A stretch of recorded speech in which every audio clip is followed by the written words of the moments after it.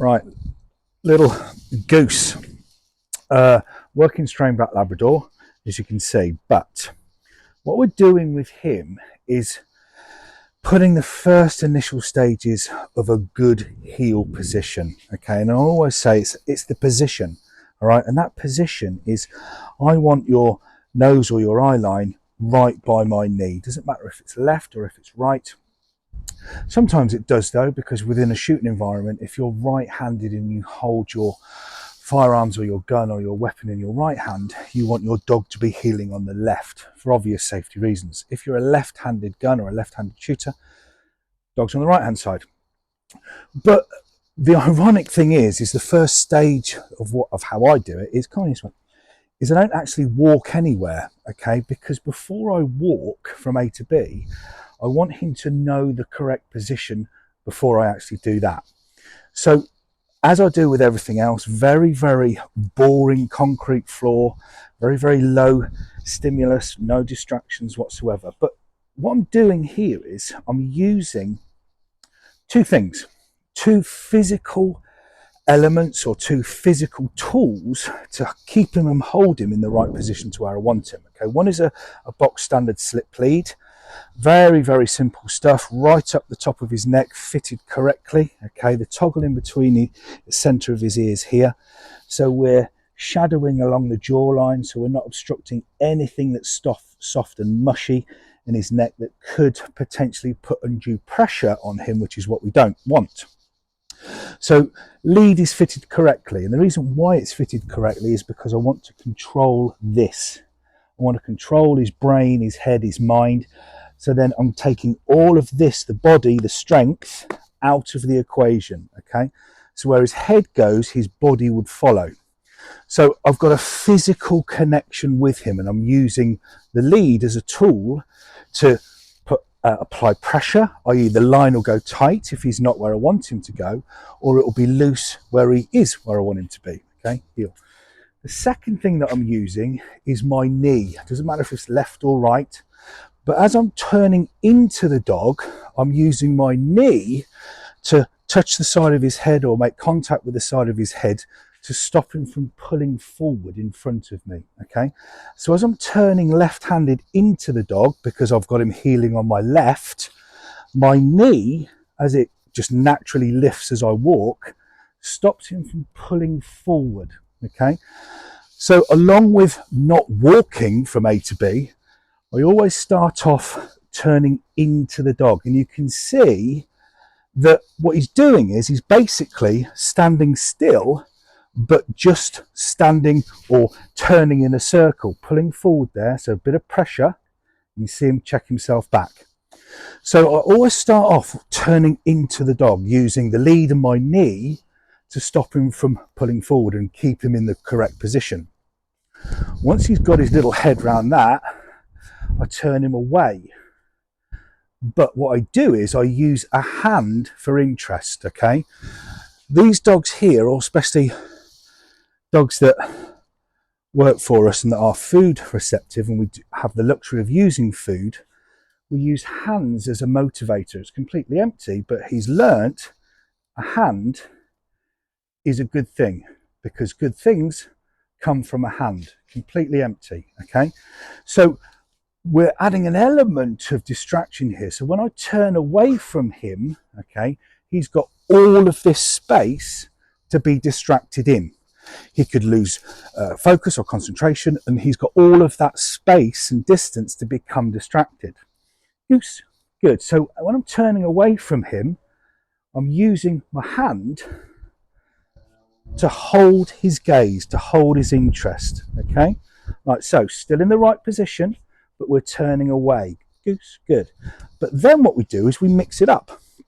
So we do a figure of 8, we turn into the dog, we turn out to the dog, good lad, we turn into the dog. All the time his nose is right by my knee. Doesn't matter what one it is, it's right by my knee. Good lad. So you can see how we nail the right position first before we actually walk in a straight line. Once we've done that, and this is what we've got, this focus, this engagement, Goose, good lad, this focus, this engagement, then we can start paying him for it. We can start rewarding him effectively. Heel, good, by putting something nice in his mouth. All right. However, it's not quite as simple as that. We still need to do that effectively and correctly, because if I do that, I'm rewarding him for being too far forward. If I do that, I'm rewarding him for being too far away. And guess what? If I do that, I'm rewarding him for being completely out of position and not really where I want him to be. So as I'm walking, okay, it's very, very important to reward in the right place. Now, I haven't let him have that yet because I'm going to use a little bit of old-fashioned luring to get him in the right spot, like so. Good. The second that his head is in the right place, exactly the right place, then that's when I release the reward.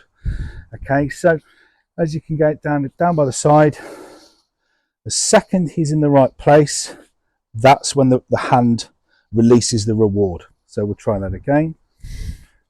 Good lad. And release. Okay. So very, very important of why we're doing this and doing the figure of 8 and walking into him and walking out away from him is, yes, we want to pay him effectively, but we still want to do that in the right way. So he's pulling forward now. Back he goes. Wait for him to be in the right position and then release. Good lad. Okay. Just do that again. Good boy. Good boy. Pulling forward again.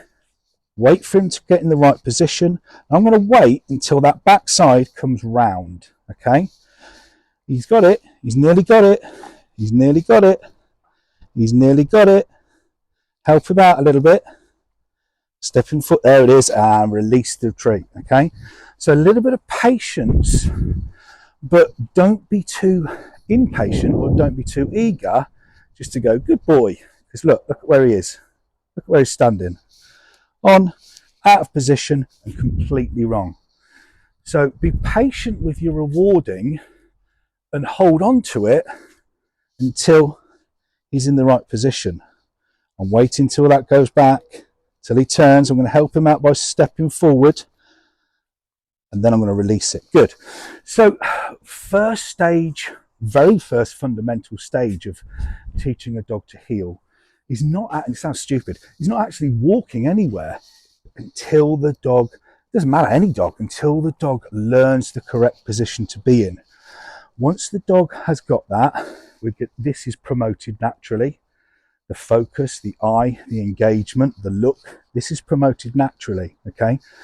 Because what we've done is we've not allowed him distance or time, 1, to be distracted, 2, to think for himself, or 3, find entertainment elsewhere, which is very, very common and is very, very easy for a trap to fall into if we just walk straight from A to B. If I walk in a straight line, very, very quickly, we lose him like that. Yeah?